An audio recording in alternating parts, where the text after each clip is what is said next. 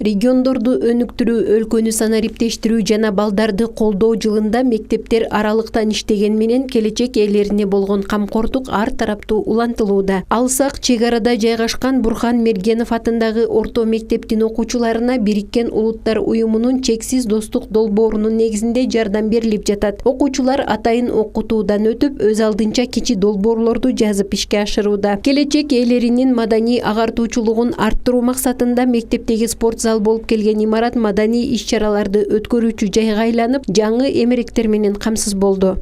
Мурда бул жер күрөш зал болгон. Ошону биз кайрадан мана айыл өкмөтү жардам кылып, толук оңдоо түзөөнөн өткөрдүк дагы, ичин жасалгылап.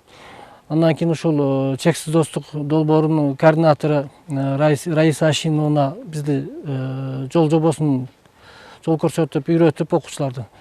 Ушул долбоорду окуучулар менен биргеликте жазып, бүгүнкү күндө долбоорубуз жактырылып, өтүп, ушул мебелдер актовый залга бүтүндөй келди. Бул негизинен мурда окуу процессине парта столдорду ташып кыйынчылык болгон болсо, бүгүнкү күндө эми ошол мебелдер, олтургучтар бүт актовый залда турат, эч кандай тоскоолдук болбойт. Маданий массалык иш-чараларды кенен кесир өткөрүшкө шарт түзүлдү. Долбоорго катышкан балдар өздөрүн ар тараптуу өнүктүрө алышкан, лидерлик сапаттарын жогорулатып, медиа сабаттуулукка да үйрөнүшкөн. Элеттик жаштар эми үйүнөн эле айылындагы маалыматтарды ааламга жайылтуу мүмкүнчүлүгүнө ээ болушту. Алдыда кошумча жаңы долбоорлорду да ишке ашыруу пландары бар. Негизи чексиз достук долбооруна катышып, эркин сүйлөөнү, эл алдына чыгып сүйлөөнү, жергиликтүү бийлик менен иш алып барууну, лидерлик сапатты, жаштар менен иштешүүнү үйрөндүм. Чексиз достук долбоорун алганда негизи медиа жагынан медиа сабаттуулукту өстүрүп, азыркы учурда Instagram баракчасында демилгелүү топтун баракчасын колдонуп, ал жакка демилгелүү топтогу маалыматтарды чыгарып турам. Андан тышкары жеке өзүм YouTube каналымды ачып, ал жакта биздин болгон иш-чаралар боюнча чагылдырып берип турамын. Негизи чексиз достук долбоорун алганда бизге тренингтерде ушундай медиа сабаттуулукту жогорулатуу боюнча маалыматтарды алып, азыркы учурда колдонуп жатат. Өсүп келе жаткан жаш муундардын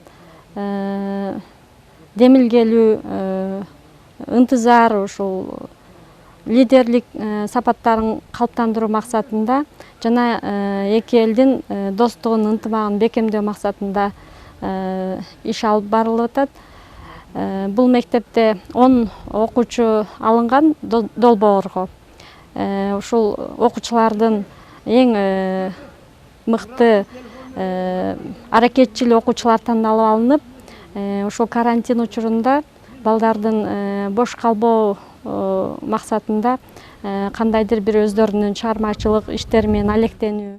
Ата-эне үчүн заман талабына ылайык балдардын көп тармактуу билим алуусу маанилүү. Өзгөчө чек ара аймактарындагы жаштар толеранттуулукка жана коммуникабелдүүлүккө үйрөнүүсү келечек үчүн зарыл дешет.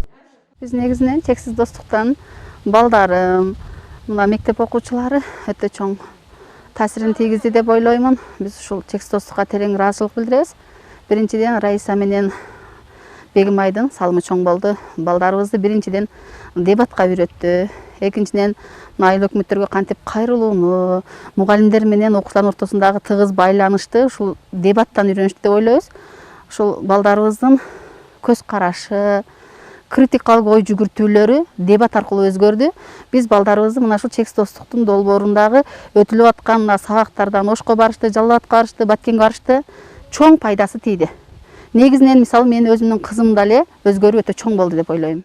Бул жакшы саамалыктарды башка мектептерге да жайылтуу мезгил талабы. Жергиликтүү жетекчилер чек арадагы мектеп окуучуларынын демилгелерин колдоого алган тараптарга өз ыраазычылыктарын билдиришти. Жерге балдар үчүн отургучтар, орундуктар, стулдар, трибуналар жана башка эмерек инвентаризацияланды.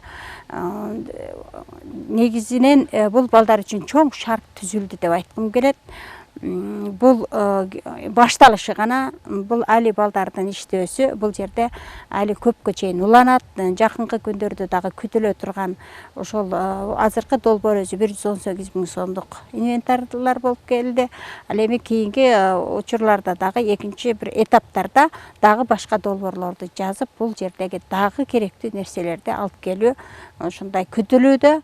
Бүгүнкү окуучулар эртеңки келечек ээлери. Аларды ар тараптуу өнүктүрүү, окуучуларга кам көрүү жана билим берүү мекемелерине мыкты шарттарды түзүү мезгилдин талабы болуп турат. Каныша Яшимова, Куштарбек Абдикаар уулу, Алтын бешик жаңылыктары.